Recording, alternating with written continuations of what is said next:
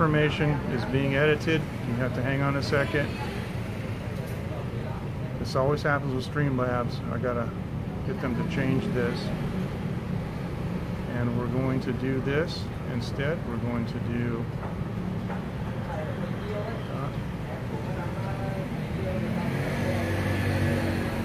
there you go.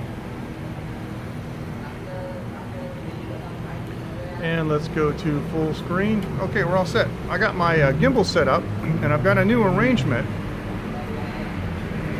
which I can't, hey T, which I can't really show you because, anyway, the Smooth 3 and I think the 4, anyway, the higher end gimbals have a power output cable or cable port on them, and in this case it's on the tilt motor, and it is a USB micro, and so what you need is a USB micro to USB micro cable to plug into your phone so you can power it from the gimbal at the same time. So I'm testing this out and see how it works. Now the other part of the equation is because the phone butts up against the stop. I had to buy a USB micro 90-degree adapter that went the right direction. Actually, I can show you what one of those looks like because I have another one. If I ever go to portrait mode, I use this one. But let me see. This is a USB micro to micro. I'll show you on the back camera. I guess it won't. USB micro. Hey Henry, how you doing? To micro. Okay, anyway, this is a right angle adapter, and you plug your micro in here, and then you plug this into your micro on the phone. And they have them for USB-C, and they have them for minis to micros, and they have them from Cs to micros, so all kinds of things. In Taiwan, we can get these kind of adapters really easily. So, how are you, Henry? Good evening. I'm on the street here with T.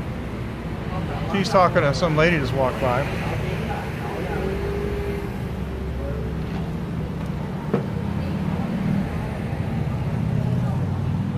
Talking to some lady here, just hanging out. She's got her Walkman on. Dave in Osaka, how are you? Dave, I have missed you so much. How are you? I miss talking with you. I have been very focused on a few things. Nice to hear that, Henry. And I just have been not very communicative, and I'm sorry. So I want to say I'm sorry, Dave. I know you've been doing a lot of cool scopes, and I wanted to tell you, and I meant to mention this. Gosh, I meant to mention this in the line group, the late night line group, that I really enjoyed your Dangerous Creatures scope. You know, the one that had the listing 1 through 5. And no worries, you're too easy to get along with you guys. Yeah, I just feel like I've been neglecting you, Dave. So anyway. They're talking to Vietnamese. I can't tell what they're talking about. Let me show you something. I want to show you something over here, okay? Let me show you something real quick. Now, let me do this. T has a green thumb. Everything he touches grows. These are all his plants he's got out here growing. He's got some more plants over there. And he's got more plants over there and hanging up. And more over here. Down underneath my table and all the way up in the air and overhead. He's got a green thumb, and he's got, it's really great. He's really good with plants. So I consult with him because I just did something recently with Phoenix. We had a couple of flower pots sitting around, so we filled them up with dirt, and she and Mommy went and bought some flowers and we planted them. Yeah, greens like him. That's exactly right. And he can grow food too. He's an expert in hydroponics. He's an expert in hydroponics, aquaponics, and aeroponics. And governments have actually hired him to consult with setting up big production systems. So it's really cool. So we checked this morning, and there's a little tiny sprout. It's so cute. It's this big, and it's got 2 little green leaves, and they're soaking up the sun. Of course, everything in Taiwan grows. It adds nutrients to the mix. It adds nutrients to the soil. So We only got the one little sprout. I may wait until it's bigger and actually replant it into that dirt because I want it really nice. It's one flower type is 70 days to flowering. The other flower type is 120 days to flowering. This is really good for Phoenix because she's never done anything like this before. And it's really good for kids, you know, to see how things grow and you know, I use it as an object lesson for creation. So this one or this one. See, we got two Binglong places here. Actually, there's three Binglong places. This is a brand new one. These lights here, this is Binglong. This is beetle nut. This is an older one. That one there is from the original one that was in the neighborhood. And then this one is here from the guy who owns the GTR that comes by the neighborhood once in a while. And that's called Jingzan. This one is called Bai Hei, which means white black.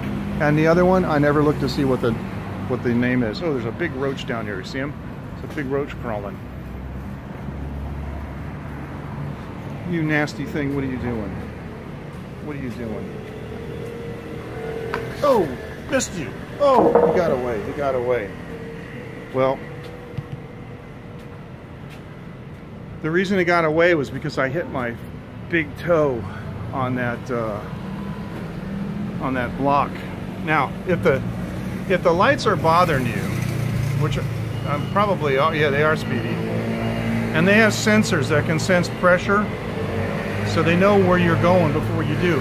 If these lights really bother you, we can kind of do this. Well, it sort of doesn't help, does it? I don't know. Okay. I think what I'll do is I think I'll put the big light kind of behind my head. Looks like it's coming out of my ear, like, you know, oh my goodness, what is it? It's coming out of my ear. Yeah, they are fancy, but that one's like really, I mean, and that one is just, look, I got a Nimbus. All right, never mind.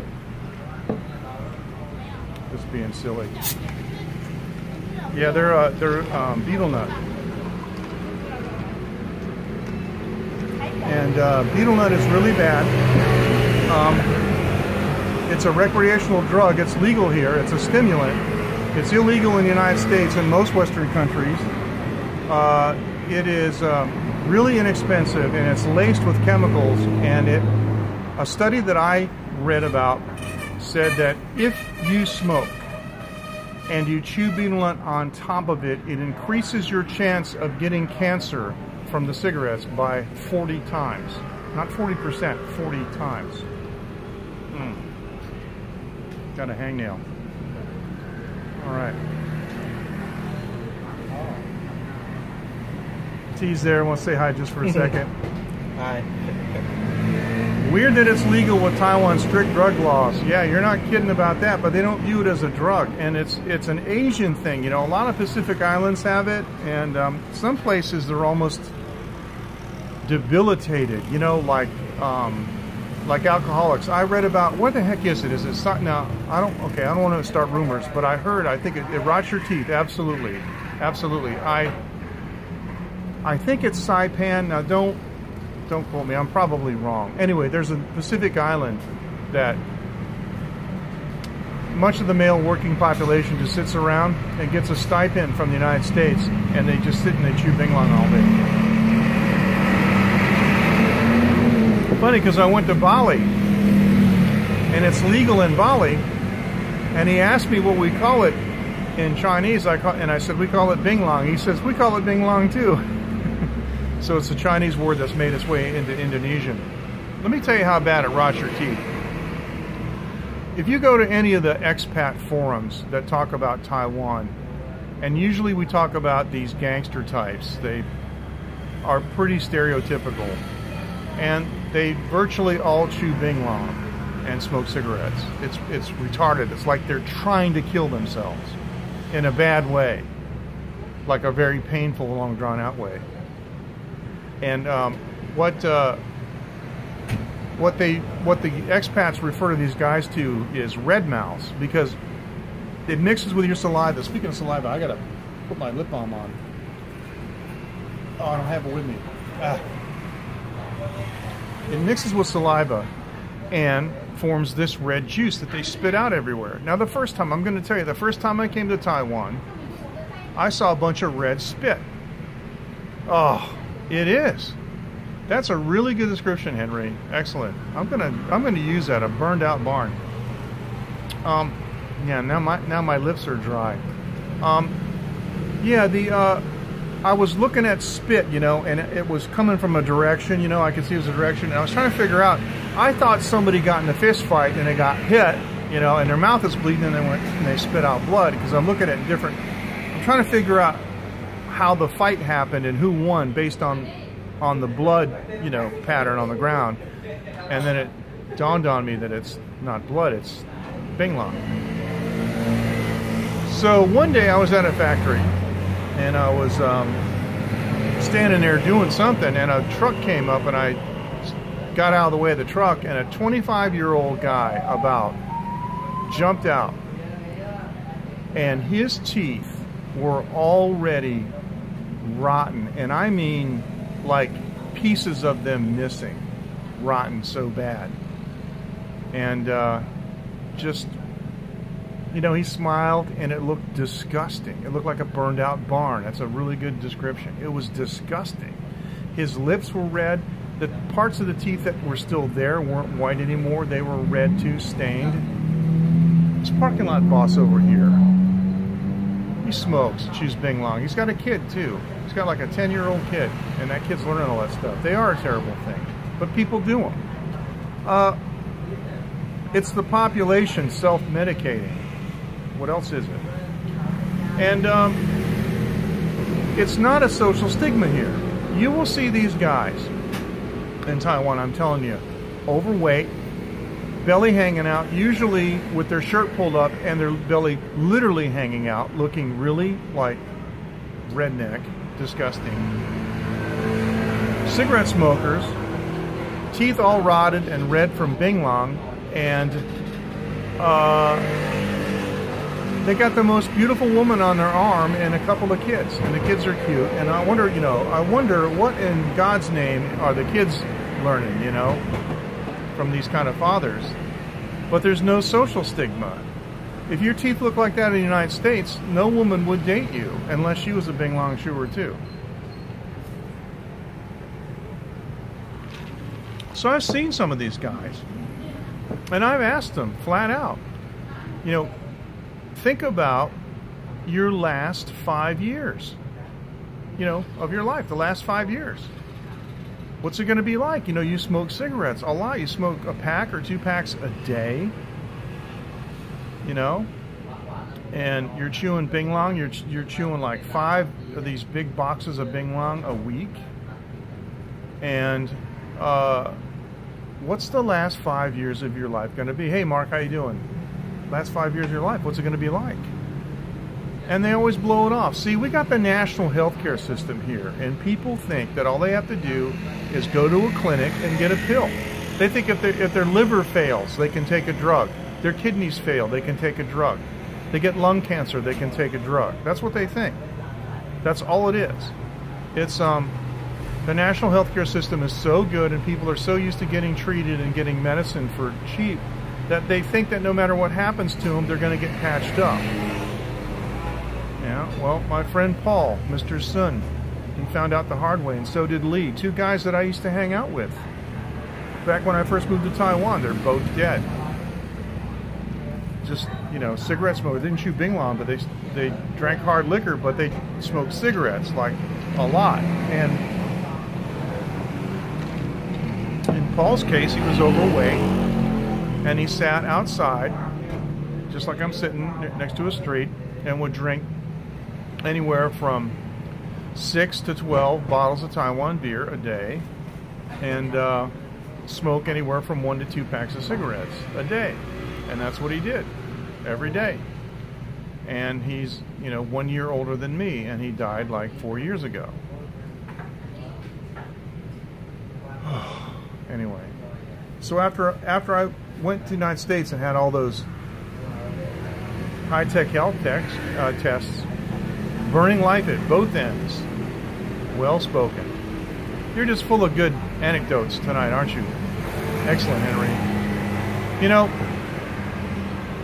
Dr. Sears' medical team only found 2 things wrong with me, and they're both treatable, and I'm treating them. You know, the homocysteine, elevated homocysteines and elevated estrogen, which is normal because of all the plastic, you know, and the estrogen mimickers in our environment. And so I've been treating those things for about a month. And I gotta tell you, I feel great. I had that headache. I went to the ER and I got a shot. The headache was really, really bad. But the doctor, he's an older guy, he checked me out and he said he checked my cardiac enzyme. He said it was perfect. He checked the 2 enzymes that are markers for a heart attack, and he said those were really good. And he said there's nothing wrong with me, can't find anything wrong with me.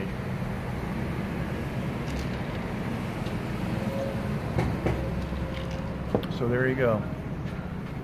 Had my thyroid checked too. And you know, they give you a range from high to low, it's a number. And I'm telling you that my thyroid function was dead center in the middle. It's right where it wants to be. Can't get any better than that.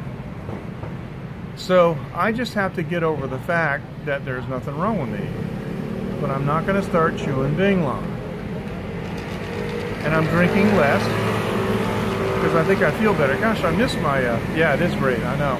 I miss my lip balm. I put it in my drawer, I forgot it.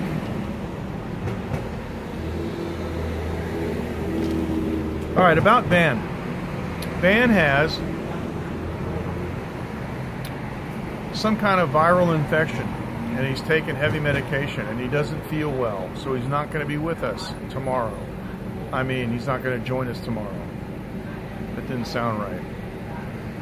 So he said, as long as he feels okay, then he's going to be here next week. Now, I know we've been putting it off. We put it off for over a month already. I know you guys, and I owe it to you. I owe you guys a music scope.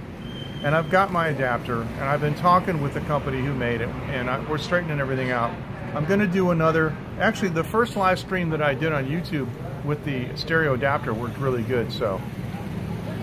Yeah, it's supposed to be for tomorrow night. So, we're planning on doing it a week. So, what's that? The 18th or 19th, I forget. I think it's the 18th. Anyway, I might have messed up the when I rescheduled it. I might have messed it up, so I'll have to check and see.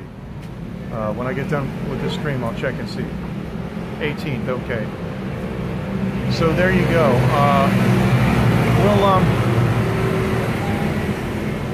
Oh yeah, well that's what I want. That's what I want. Is the Thursday, the 19th. Yeah, it is the 19th. Okay. It's a week from tomorrow. So I didn't mess it up. I called it the 19th. Okay, that's right. Yeah, I want to do it on Thursday. We're going to do it here at T's place. This is T's place. I'm outside of here now. So we'll get together and we'll do it for you. And I'm going to broadcast it with the stereo adapter on. And of course, the microphones will be in stereo. So if you guys want to, if you've got a VR headset, you know, you can watch it and put on your headphones and get more of an immersive three-dimensional kind of experience as you're watching it live, or you can just, you know, watch it in normal landscape mode so you can comment. Whatever you want to do is okay. And I think I'm gonna set up my iPhone, and I'm gonna simulcast on Periscope just to advertise that we're doing it in 3D on YouTube, you know, and where to look.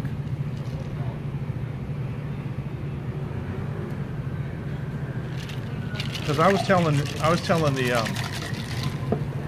the iVideo folks that I'm just kind of done with Periscope, and every time I go on Periscope, I get inundated with dumb questions and things like, you know, people want to know about the price of a prostitute in Taiwan and stuff like that.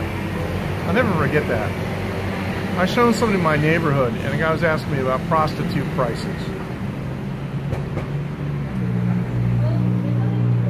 I don't know. First of all, I don't know, number one, why he thinks I would know that, and number two, why does he need to know that? Anyway. Always looking for trouble. So, yeah, we'll have an unmonitored Periscope broadcast where we just tell people where to go to find the YouTube stream so they can listen in stereo and in 3D.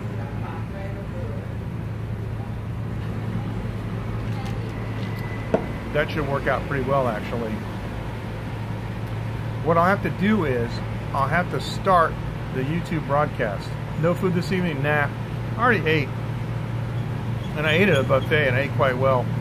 I really wasn't thinking about getting any food. And although I just saw T got a big bowl of some kind of noodles over there. He's eating noodles, yeah. I can't eat noodles. Too many carbs. But, oh, mosquitoes, big time. I'll have to start the YouTube video first. I'm going to need 3 devices because I'm going to be using the back camera and pointing it at Van and I. And I'll use my tablet to read the comments, and I'll use my iPhone to broadcast on Periscope, but I'll start the video, you know, on YouTube. Then I'll go to my iPhone and I'll view the video and use the share link, you know, and I'll put that in the title in Periscope, even though Periscope's titles aren't clickable, but people can look at it and they can figure out where to go, I think. We'll see how that works. Anyway. Wow, whenever I move to the side, it's like a hole in the space-time continuum opened up. Captain, we're being sucked in. It's the 4th dimension. It's crazy. Wow. So, speaking of 4th dimension and speaking of crazy, I have been looking at some YouTube videos lately, and there's a lot of UFO activity in the latter part of 2017 and already in 2018, a lot of it.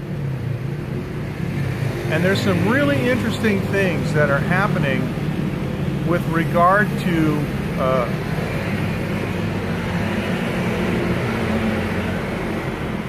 I'm not sure what you mean, Mark, by the comments being interchangeable. You mean could I read the comments from Periscope on YouTube? No. No. There's no way I know how to do that. Or easily. I would have to somehow monitor Periscope and fly that into YouTube. But believe me, I don't want to monitor Periscope. I don't want to answer stupid questions. I'm telling you, I get like so many stupid questions. But there's some interesting things going on with regard to known and reliable and credible sources. Like, for example, there's a guy, and I'll have to post the YouTube channel in the late night group. There's a guy that downloaded, because NASA apparently has released all the photographs taken, you know, from all the moon shots. And what this guy has done is he's used high contrast on some of the photographs and found objects in space orbiting the moon that aren't visible unless you do a high contrast render. And he said that they're credible sources because they're the photographs that you download from NASA. And he gave the file number and where to find it, and he says just go download it yourself and look at it, you know, before it's gone. So that was very interesting. If you look at some of the shots of the entire moon, you know, like as the spacecraft is approaching the moon, and it's enlarged. So I would like to hear about that. So tell me a little bit about it, and then when you come here in Taiwan, I can interview you about it. But go ahead, tell us about it. And you know, it's the full moon in view, but it's, you know, enlarged because the spacecraft is close to it. But in the space surrounding it is where the action is, and there apparently is a lot of stuff orbiting the moon. Now, years ago, in the early days of the internet, I ran across a guy that called himself Brother John. I have not been able to find him recently. Brother John discovered that if he took his telescope outside during the day, and if he used the overhang of his porch, let's say this is the sun, he used the overhang of his porch to block the light of the sun, but just barely close to the sun, and he would look in the area near the sun. If you see what I'm saying, he would use the overhang of his porch, block the sun out. It's kind of dangerous, because if you make a mistake and you got the sunlight coming in your eye, you're done. But he was using the porch overhang to vignette the sun, to block it out, and he was looking at the space near the sun, which nobody can see because it's, you know, blindingly bright, and not many people would think to do what he did. And he photographed dozens of astonishing looking objects that look like craft, and he named them. He said, well, this one's a scout ship because it looks like this, and this one's a starship because it looked like this, and this one's a battle cruiser because it looked like this. And I'll be darned if they didn't look like what he said that they were. Now, of course, you know, there's a science about that, you know, finding patterns that look familiar. So Mark says, it was a summer night, nice and calm, walking to my sister's home. I noticed a red cube glide overhead. Whoa! You can hear static. A red cube. Well, I told you guys about the triangular silent aircraft that I saw on 2 occasions, and I saw humans in them. Those big triangular aircraft, I believe, are part of the Aurora program. But I saw a vertical takeoff and landing craft take off vertically from some airfield hidden behind a bunch of trees in North Carolina, not on any map. I saw it hover and fly, and I stopped. I pulled my car over and got out and looked at it, and I was with my father's second wife's son, my stepbrother, and we both saw it, and it flew right over the head, right beside our car, along parallel with the road, and I could see people, humans, inside it. It didn't make a sound. It was amazing. It was amazing. Triangular ship. So those triangular ships you see like on the X-Files, and you see in, you know, any of these shows about what happens, like I guess the Phoenix incident and so forth. They're all man-made. It's all part of the Air Force. That's what it is. Got this hangnail. People are looking, okay, because they expect I'm talking to a woman. That's what all the men do here. They use the line and they're talking to women. They're either talking to their wife or the girlfriend, even if they have a wife here in Taiwan. And so people walk by and they see me talking to my phone, and it looks like I'm talking to myself because I'm viewing myself. Yeah, I'm talking to myself. Anyway, it's kind of funny. All right, one more drink here. A little more of this cinnamon. Yes, it does. Alex Jones said this 20 years ago, and I believe it. He says that the Air Force is 50 years ahead of what we think current technology is, and I believe it. I read Tesla's works. There's a book called The Complete Works of Nikola Tesla, and I read it. And a lot of what they're doing is Tesla technology. And I told you the story a little bit. I was gonna do a YouTube kind of expose video about it. Then the more I thought about it, the more I thought it might not sit well with the individual that I spoke to if he ever found out I did it. Let me put it to you this way. I used to know the director of Lockheed Martin in Huntsville. And he was on the phone for whatever reason to me one night. And I talked to him and I asked him, I said I want to ask you a few questions. And yes, apparently that's true, yes. I want to ask you a few questions, and if there's anything that I ask you that you can't answer, just, let me know. And I asked him, do you have an active electrogravitics program at Lockheed Martin? And he said, oh yeah. He didn't say, what's that? Or act like, it was a weird question. It was, oh yeah. And so I said, so then I asked him, because I said, in I guess it was 56, Jane's Defense Weekly said that within 3 years, within 1959, there would be a Mach 3 fighter saucer that would be, produced by the Air Force based on electrogravitics technology.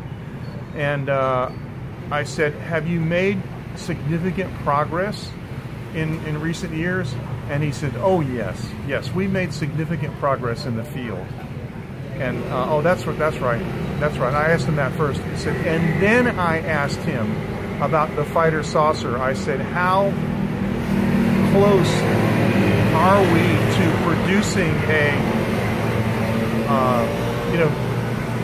greater than Mach 1 fighter, using electrogravitics technology? And that's when he changed the subject. So he wouldn't. So that reminds me of an old joke, okay? And I'll tell you the joke, and it's relevant. It's because it goes like this. I asked him if, how much progress have we made technologically towards developing a greater than Mach 1 fighter aircraft, maybe a saucer, based on electrogravitics technology, and he changed the subject, right? Well, there was an old joke.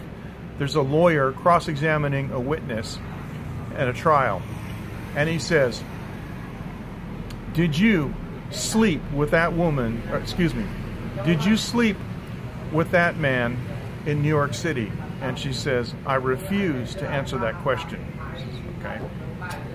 Did you sleep with that man in Chicago? And she says, I refuse to answer that question. She says, okay. Did you sleep with that man in Los Angeles? No.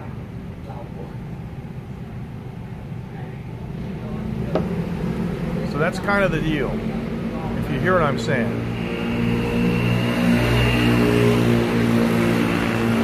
In other words, he didn't want to tell me a lie, he just changed the subject. So the deal is I think we're a lot closer to, or have already achieved that. That was in the 90s when I asked him. That's in the 90s. So yeah. Yeah, thank you. Thank you. I'm good at analogies. Sometimes. But yeah, about the mobile phones and stuff. You wouldn't believe the things that they have. Look up the Stingray sometime. The Stingray is a police tool. It's completely unconstitutional and illegal and operates entirely outside the law, but they're all over the United States. They just pop them up.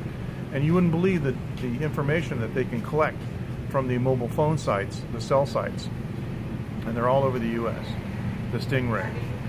But yeah, mobile phone technology has been around for a long time. The original analog phones, I had my first analog phone in 1989. It is, Henry. And I saw one time there was a TV show that brought cameras out to Area 51, and they're watching a UFO show, a light show basically, of all these different lighted aircraft at night doing impossible maneuvers. And one of the local people looked at the reporter and said, there isn't anything up there in the air tonight that's extraterrestrial. It's all man-made stuff. It's all terrestrial stuff. And that's what it is. It's really true. 100% of it is U.S. Air Force. Because, you know, for years and years, the Aurora was denied. But there, you know, those donuts on a rope kind of contrails that have been left were from a pulse jet engine, rumored to be, you know, from the Aurora. And if you look on the internet and you just search, you know, and look in Google if you want to, and look at the images, there's images of that thing all over the place. People know what it looks like. I believe that it exists, but they just didn't want you to know about it. But that's what happened. Remember the SR-71? I remember the Gulf War, the original one, Desert Storm. Remember Saddam Hussein invaded Kuwait, okay, a U.S. ally. And he basically thumbed his nose at the United States, says, I've got this Republican Guard, they're my elite forces, and I'm entrenched here, and there's really nothing that you can do about it. Well, he woke up the next morning and found that his infrastructure had been virtually surgically removed by a new weapon called the stealth bomber. He'd never heard of it. Well, duh. Do you think they were going to tell him? And so that's when everybody found out about it. But that thing had been around for a long time. They got stuff now. And the funny thing about it is let me back up for a second. Well, they got stuff now that they haven't revealed yet because there hasn't been a war. But let me tie this in, because that guy who I told you who was the head of Lockheed Martin, I overheard him talking at a party about the Gulf War. And he said, yep, we got to check out all our new toys. And he was joking about it. He was really happy that they got a chance to go to war, to press all the buttons and use this stuff and see how well it worked. So, who knows? Maybe that's what's going to happen in Syria. I don't know. I don't know enough about that situation to comment on it, but anyway. So, but there has been a raft of new UFO sightings in 2018. And I'll tell you something else that I've been investigating too. There have been more pterosaur sightings and actual descriptions of a dinosaur. Now, there's a group of people in the Congo in Africa, and they've been describing this this monster. It's territorial. Now, it's a herbivore. It doesn't eat meat, but it's very territorial, and it's very mean towards anything that comes into its territory. And if a person walks into its territory, this animal tries to kill it. And they showed, you know, researchers showed pictures of various, you know, types of animals, and they said no, until they went to a plesiosaur. They showed them basically what looked like a sauropod. Sorry. And then they said, yeah, that's it. So they identified it as a dinosaur. So who knows? Maybe I should start a GoFundMe project for some of these cryptozoological expeditions. What do you think? Let's go to the Congo and try to find the sauropod dinosaur. And sorry, I got this hangnails, but you know, hangnails are just so annoying. Some of the other things too is the not just the sauropods, interdimensional. Personally, I don't believe that. I believe it's more likely that they may have been individual survivors of whatever apocalypse that killed most of them. But it could be. But personally, that's not my take on it. But there have been a number of photographs and videos of pterosaurs, you know, like pterodactyls and, you know, flying reptiles, right? Yeah, that's true. That's true. No need to send stealth. They just use drones. And the drones are stealthy. The drones are stealthy too, so yeah, that's the other thing too. It's kind of like what Ballard said, you know, Dr. Ballard, when he found the Titanic, he said, this is the way to explore the bottom of the ocean. Just send an ROV down and, you know, sit in your lounge chair and drink your martini, look at a monitor. Now that's kind of how war is getting. It's getting too easy. It's push button. These guys are sitting in a, you know, they're sitting in a air-conditioned building with joysticks, a nice comfortable chair or a VR headset, and they're waging war. Now, have you guys seen the supposed older pictures, like from the Civil War, and some from the some other from the late 19th and early 20th century photographs of where, hey Jaspy, how are you? Nice to see you with us. I'll give you a fist bump too. Where supposedly hunters or soldiers have killed pterodactyls. Have you seen those pictures? Some of them, in my opinion, by looking at them, are obviously fakes. But a couple of them that I've seen look like the real thing, and I don't know. I'm not familiar with, you know, what they are. I mean, I'm not familiar enough with the background of the photographs to. There's a stupid mosquito. I'm not familiar enough with the photographs to comment on their authenticity. But I will say this: it does kind of explain the Native American Thunderbird legends of the giant, terrible bird that would swoop down and pick up children and adults sometimes, and certainly animals. And it was, you know, had a large wingspan and a really frightening cry. Yes. Yes, that's right. Exactly. Oh, sorry about that, Jaspy.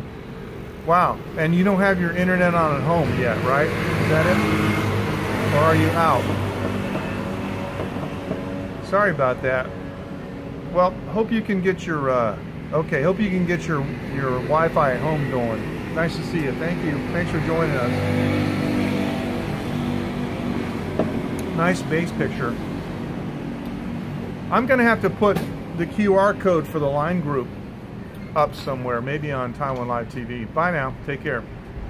The QR code for the Line group, so people who use Line can find it, and then they can join us. Then I don't have to necessarily add them, because I don't want to add, like, you know, hundreds and hundreds of people to my contact list.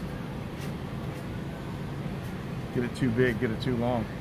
It's hard for me to manage as it is. I make mistakes all the time sending the wrong message to the wrong group. That's all I need to do. Sound like an idiot. Sent a wrong message today to Van. Dumb. That's really dumb of me. Anyway, I want to check something here. Let me see. What does that say? Okay. My phone is charging, but very, very, very slowly from the output of the gimbal. I don't think it will actually charge the phone faster than live streaming discharges it, but it definitely slows down the discharge to where you can live stream longer. So that's good to know. And the battery lasts a long, long time. I still got 3 blinking lights, which means I've got about at least 8 hours left of gimbal use. So there you go. How long have we been on? Yeah, he was a marathon man. How long have we been on? We've been on 44 minutes. Okay, not bad. He was a marathon man. Yeah, I've seen a lot of people running lately. That it's kind of a, I don't know, not too popular in this neighborhood, but recently I've seen more and more people running. Oh well. Running is really bad. It's really bad for the body. Don't do it. There's other exercises. And steady state, long durations of steady state cardio is very bad. Okay? Marathon runners are not that healthy. Anyway. Yeah, what was that guy's name? Is it Jeff Fix? I forget. Anyway. The guy that wrote the book on, you know, The Complete Runner. He died while running at 54.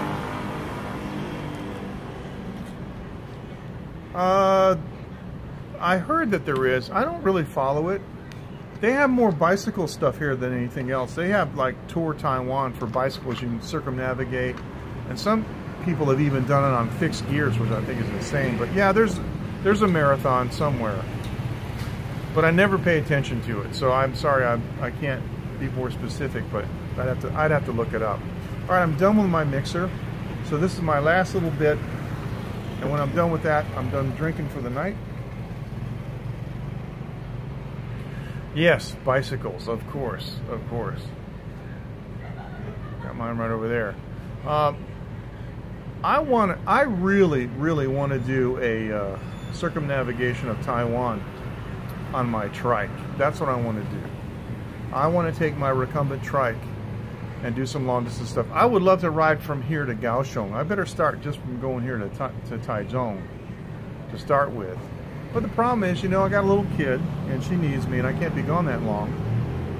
Oh, that's hangnail. And my wife doesn't drive our van, so I can't get her to go out to do some support. You know what I'm saying? Like if I rode it for 300 kilometers or 200 kilometers and I wanted somebody to come get me and bring it back so I wouldn't have to ride it back, that wouldn't happen. I'd have to like rent a truck somewhere, find a truck. Yes, it is. Yes, it is. When I worked for Cybex, they had done hundreds of thousands of dollars of research on a platform, you know, that would give. They called it Stable Flex. It was kind of a contradiction in terms. The Stable Flex platform on the Cybex treadmills, but that was it. Anyway, that factory I used to work in Midway, Mass, where we made the treadmills and the exercise bikes and the hikers, all gone. The company was bought by, gosh, I want to say, what is the bowling alley company? The people that make the bowling alley equipment. I want to say Baldwin, but it's not. It's not Baldwin, is it? Anyway, they got bought by them, and they disassembled the factory and moved everything to Owatonna, Minnesota. Well, so that factory's gone. That was Joanna, right? T? Hey, T. That was Joanna? Yeah. Oh, I see. She got the new taxi. Yeah, taxi. That thing is huge. Yeah. How many people? Probably 7 or 8. No, more than that. More than that? I think at least 7, but maybe 11. Yeah, I bet it's 8 people plus her. I bet it's 9 people total. Yeah, could be. That's what it is. Because my van holds 7, and mine's smaller. Close to a meal, I think. Close. A meal plus, I don't know. Yeah, I hear you. Yeah, our friend down the street, Joanna, runs a taxi service, but informal, for the longest time, for gosh, years. And she just got a yellow taxi. It's a Hyundai van. It's huge. And so now she got a new van. It's a real registered licensed taxi with a number on it and everything, and a taxi light on the top. So there you go. She's a taxi driver now. How you like that? Got her taxi license. And all right. Sorry about that little break there. It's a busy night here tonight.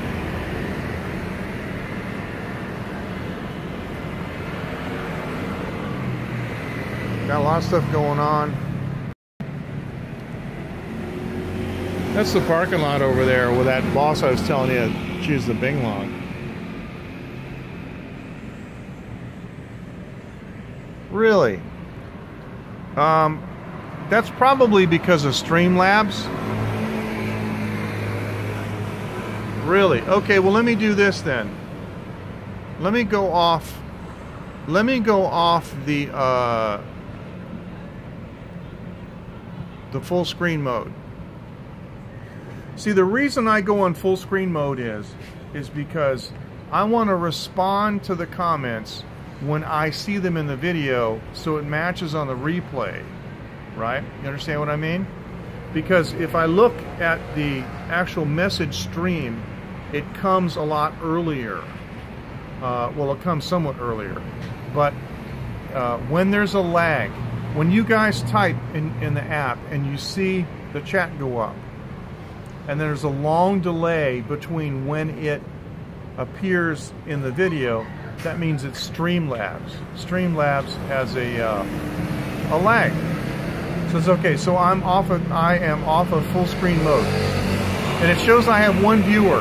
I know I got more than one viewer, but it shows I got one viewer. So anyway, in the coming week or so, I'm going to start using iVideo's internet service.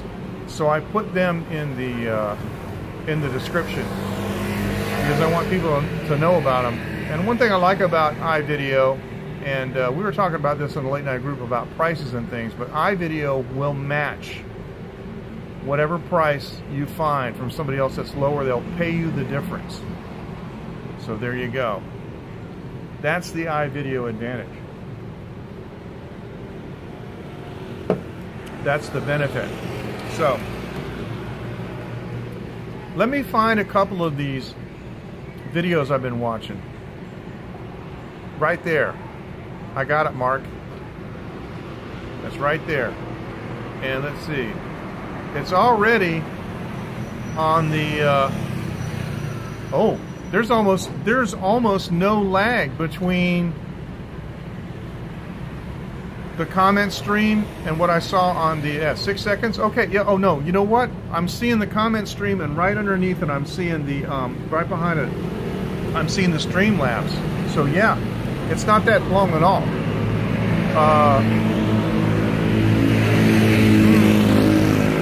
It might be YouTube. Maybe I can go back on. Oh, let me do this. I want to make you a moderator. There you go. I thought you were a moderator already. Let me go back on full screen. Okay, so, well, you want to do a test? I'm on full screen mode, so we're testing YouTube's latency and Streamlabs latency at the same time. So, yeah. All right. Well, let's do this. I'm going to give you guys a 10-second count. Go ahead and like put the number 1 or whatever you want to type, doesn't matter what it is, in the chat box and get ready to press enter. Okay, so I'm going to give you a 10 count. Ready? Okay, here we go. Ready? 10, 9, 8, 7, 6, 5, 4, 3, 2, 1, go. Now we're going to see what we got. 5 seconds. 5 seconds. Wow. Okay. 10 seconds. 15 seconds. Well, Mark, yours was there in 5 seconds. 20. 25. Well, I don't think anybody else did it. Well, Mark, I saw your comment in the Streamlabs stream, burned to the stream in 5 seconds. If you ask me, that's Periscope territory. You know what I mean? That's faster than Periscope, actually, I think. So anyway, I'm going to find one of these videos about the pterosaurs, and I'll post it in the late night group, in the line group. And I want to show you this guy's check prices for pocket Wi-Fi's for tourists in Sweden. Horribly expensive. Really. But Can you get anything local for cheaper? Because if you can, then they'll match it. I saw today that they had a sale. Oh, let me finish what I was saying. There's a channel that I want to share with you guys in the late night group. I saw that there's a sale they had. What was it? 38 countries in Europe that their SIM card worked for. No phone, you know, no SMS, only data. And it was pretty good. I thought it was a pretty good. Thought it was a pretty good deal. So yeah, I mean, when you go to Sweden, you got to make sure that you're talking apples to apples and oranges to oranges, because it makes a difference if you're renting the Wi-Fi box, you know, so your wife and your kids can use it, or so you can use it with your phone and with your tablet because you're using the Wi-Fi box, or if it's just a SIM card in your phone. You got to make sure that you're not comparing, you know, the two, because obviously it costs more to rent the Wi-Fi box, right? So yeah.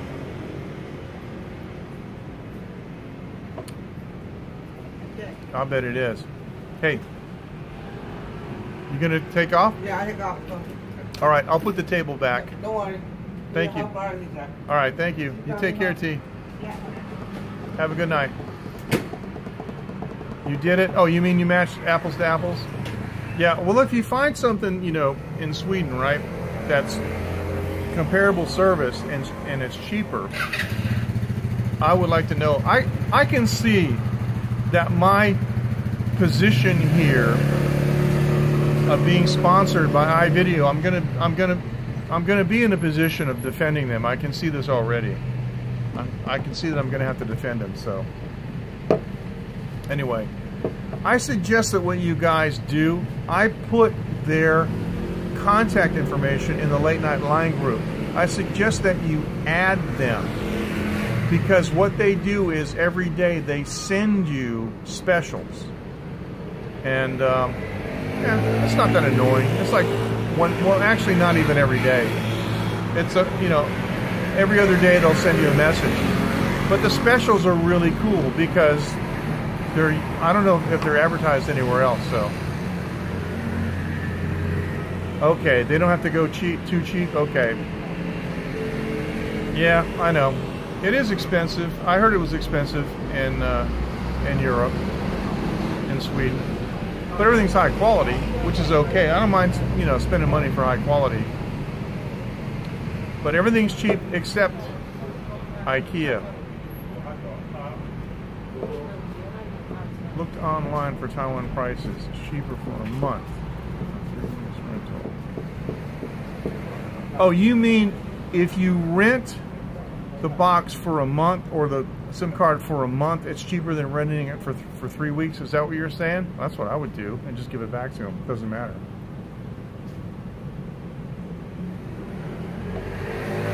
Okay. Well, that's interesting. Monthly rental is cheaper than 3. Well, look, I don't mind. I've done this before. I have been a liaison between customers and companies before. I don't get anything for it. In this case, they're sponsoring me and giving me a SIM card, and I am getting something for it. But I don't mind doing it. If you've got, you know, specific concerns like that, I actually told Diana, who's the contact that I talk with, that we have a line group. I might invite her to the line group, and maybe we can ask her. Because here's the thing, I always like it when these companies are on point. I like it sometimes when the customers ask questions that force them to shape up. You know what I'm saying? And get their act together. I like that. I think it's good. And so this wouldn't be the first time that I've gotten a lot of questions and comments on a forum and brought it to a Taiwan company and then published their answers later. Pretty cool. I like doing that, kind of the liaison thing. So I can ask them about that, but what I'm going to need is details. So feel free to either PM me, okay? And you know, you've got my direct line contact information, PM me, or just post in the line group. Doesn't matter, because it's not a secret. And I'll ask them about it. Because, you know, if you're going to come to Taiwan for 3 weeks, but it's cheaper to rent it for 4 weeks, you want to rent it for 4 weeks and just give it back to them a week early, and they can have it back. Our man in Taiwan. Sounds like the man from U.N.C.L.E. The man from Taiwan. Guy just ran a red light. You know, Taipei implemented a new program where if you have video proof of people doing traffic violations and you send it to them, they will send you money because it enables them to send a citation to that driver. And I'm waiting for them to do it in Hsinchu County, because every single day my camera in front of my car, see, I have a dual camera system. I've got a front camera and a rear camera sticking out the back window, and every day people do boneheaded moves. I could probably make enough to support myself just taking it off my SIM card and emailing it. So there you go. That'd be pretty cool.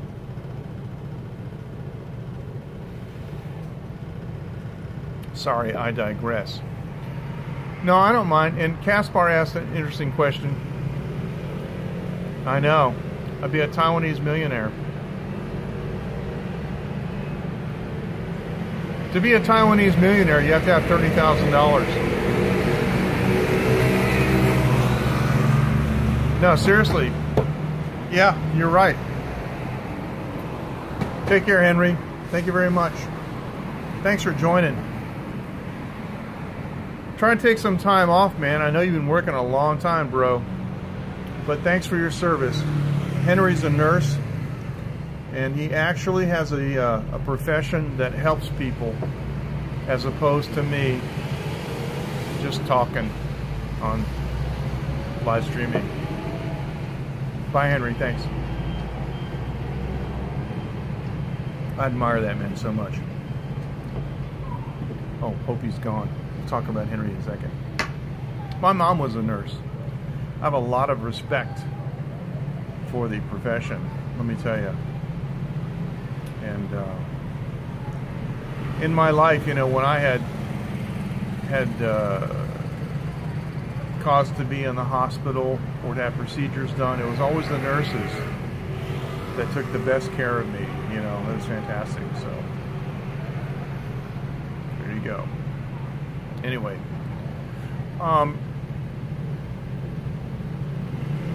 your mother was a teacher. Oh, well, that's another absolutely underrated profession that is essential. Why is it? Why is it the essential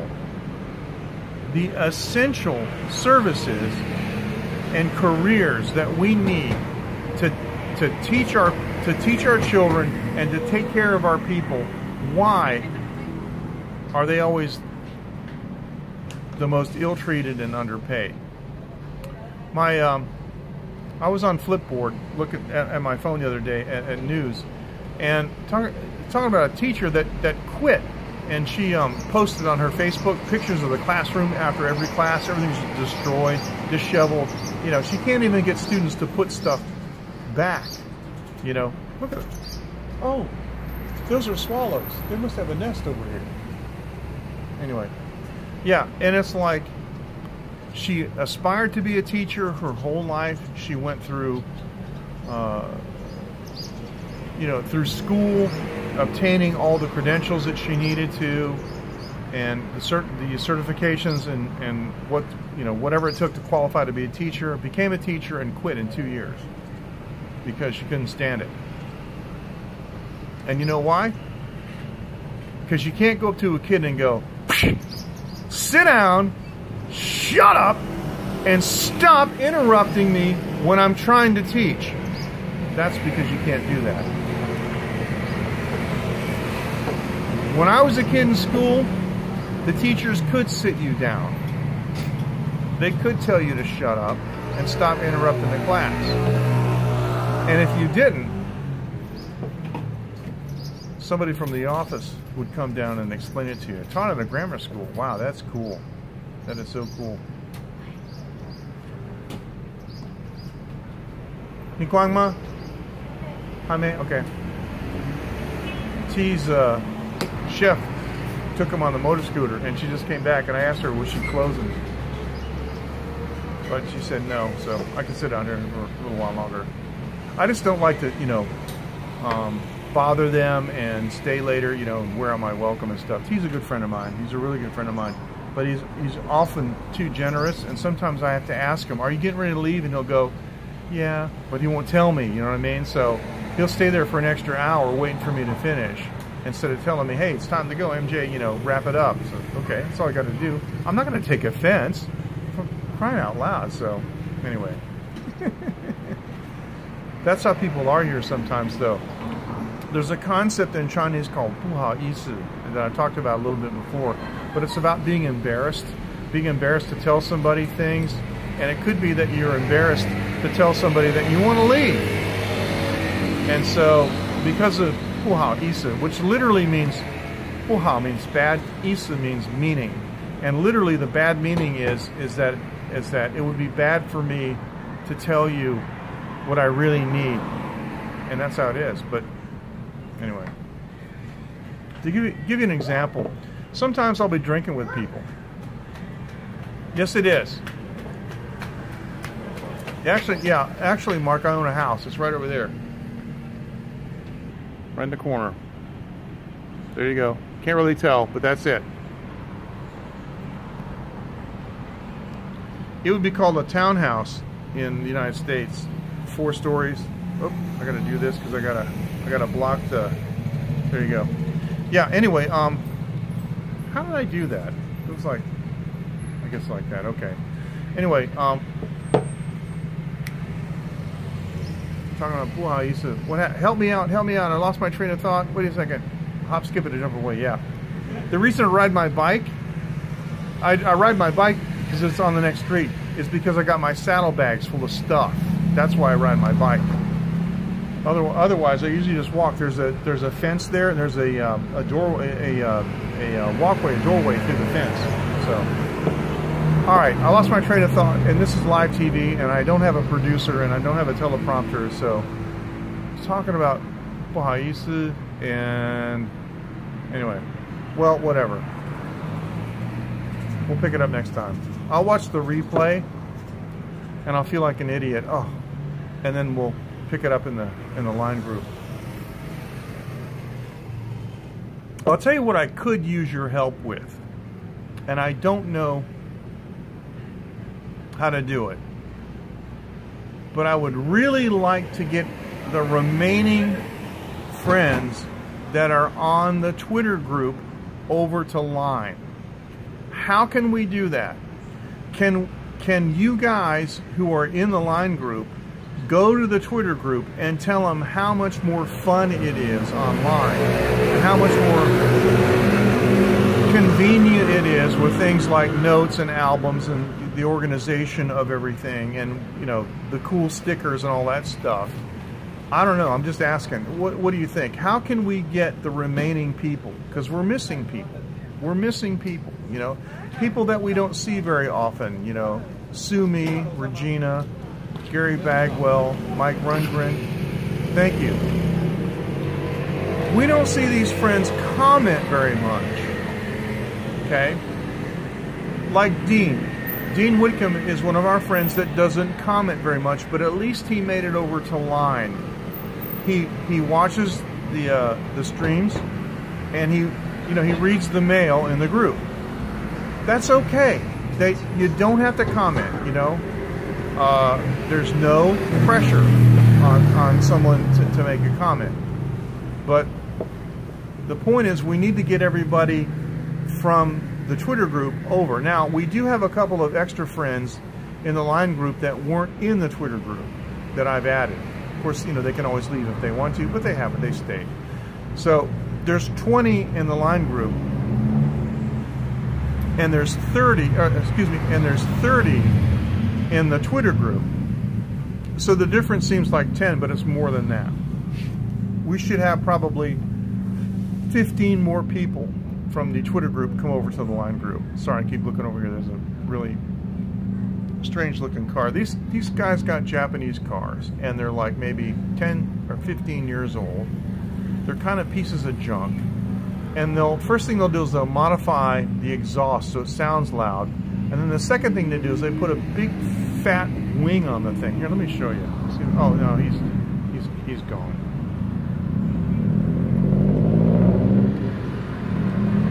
Ah, sorry. See the wing? I'm sorry, I messed that up. Sorry. You know, they got the big wing on the back, so it looks like the Dukes of Hazzard, and they think that that's what makes it look like a hot car. And it makes a certain sound, you know. It's all about the sound. Anyway. It's like a guy I knew. He made guitar picks with his name on it because he thought it made him look like a rock star. Uh-oh. Hey, something's going on over here. Hold on, let's go. There you go. Let me take this off. That's the wide angle lens. Look at this. The cops are over there. And it looks like they're busting somebody. Somebody's got a scooter. I think the cops pulled him over on a scooter. Look at that. You ever seen a scooter with cop lights on it? It's pretty common here. Of course, that guy had to like park his bike right in the way. Okay, let's go over here.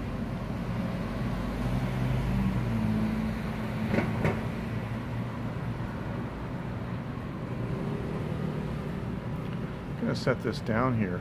I'm just gonna set this down and let it sit. Actually, Taiwanese cops are kind of wimpy. I'll tell you a story. It's particularly funny if you can speak any Chinese. I had a friend who used to live here. His name is Shaman. He's from India. He's from Kolkata, from India. Hey, Niao. Hello. How are you? Hey, bye. I'm saying. Excellent. And so, he used to go to Hsinchu. I'm in Hukou. He would drive down the highway 2 exits to Hsinchu. It's about maybe 10 or 12 kilometers to this bar that he used to go to called the Red Bar. And he would drink all night and get drunk and then try to drive back at 4 o'clock in the morning, and he would run into a police check. Now here in Taiwan, as opposed to America where they do it anyway, police checks are legal. They're illegal in the United States, but they do it anyway. So he would come up to a police check, and he'd roll down the window, and they'd see that he was drunk. Hi. Hey. And they... no. And so they would ask him, where are you going? And he would say, Meiguanxi, which means never mind. Meiguanxi means never mind. So they would say, where are you going? Meiguanxi. Where are you coming from? Meiguanxi. How much have you drank? Meiguanxi. Are you drunk? Meiguanxi. Can you drive? Meiguanxi. And he told me that he would just say Meiguanxi over and over and over, no matter what the police said, until they finally said, oh, just go. And that's what happened. I mean, he told me a half a dozen times that he got stopped at a traffic stop looking for drunks at 4 o'clock in the morning, coming back from the Red Bar from Hsinchu, and he would just make Guanxi the cop until he got frustrated and let him go. Of course, in America, they would draw their gun out of the vehicle, hands on your head, you know, on the ground, hands behind your head. They don't do that here. So, anyway, I can't tell what they're doing. Anyway, they may just write him a ticket for like $30. Whatever. Oh, one cop's leaving already. Okay, I guess they've, whatever it is, they've resolved it. They don't need 3 cops. So, anyway, the Meiguanxi. So if you're in Taiwan and you speak Chinese or can just, you know, learn how to say Meiguanxi. Meiguanxi, there's a Meiguanxi. There's a little, you have to sing a little bit, Meiguanxi. But if you get stopped by the police and you roll down the window, and no matter what they ask you, and you just say, "Meguanchi, Meguanchi, Meguanchi," and you're a foreigner, they'll probably let you go.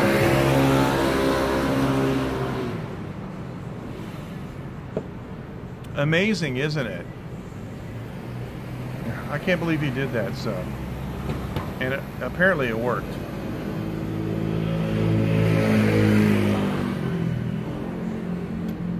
That guy was a character. And he was a PhD too. He had a PhD in nanotechnology. This guy was no dummy. He just acted dumb. You know people like that are really smart but they act dumb? I don't get it. Anyway. Thanks for joining, everybody. I'm going to sign off. It's been a fantastic evening. Look at this. This weather is great. It said 10% chance of rain. There's no rain. I'm going to go next door and I'm going to get a bag of this soil and put it upstairs and use it for my daughter's little plants. Because T put me onto it. He said he gets a bag of this stuff. He put me onto it. So thanks for joining, you guys, and we will see you next time. And sorry about the live stream not happening tomorrow because of Van's illness. It'll happen a week from tomorrow. A week from tomorrow, if something else doesn't happen. But anyway, I missed you guys. I haven't been on live stream for a while. We had a 5-day holiday, and I actually been taking time off. So, but I'll be back. Don't worry. I won't be so long next time. You guys take care. Thank you so much. Here comes the big, you know what, the big finger. Take care. Thank you so much. Bye.